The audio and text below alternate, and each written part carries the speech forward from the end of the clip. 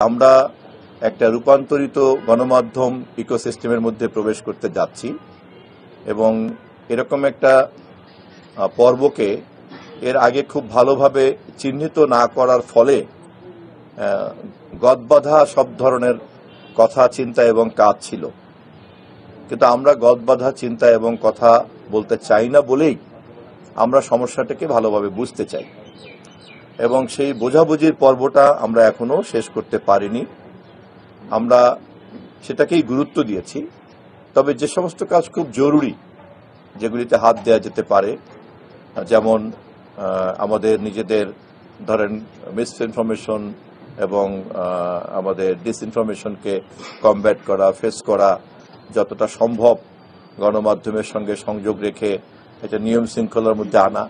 সেগুলির দিকে আমরা মনোযোগ দিব। কিন্তু সমস্যাটা এরকম ক্ষুদ্র ক্ষুদ্র নয়, গণমাধ্যমের সমস্যাটা অনেক ব্যাপক, কেননা গণমাধ্যম একটা পুরনো অ্যানালগ জায়গাতে দাঁড়িয়ে আছে, যাকে একটা ডিজিটাল প্ল্যাটফর্মের উপযোগী করে গড়ে তুলতে হবে। আমরা ডিসি সাহেবদেরকে পরামর্শ দিয়েছি, তারাও যেন প্রস্তুত থাকেন তথ্য মন্ত্রণালয়ের পক্ষ থেকে যখন আমরা এই সক্ষমতা নিয়ে হাজির হব, তখন তারা তাদের সহযোগিতা এবং তাদের কর্মসূচিগুলিকে তারা এগিয়ে নিয়ে যাবেন।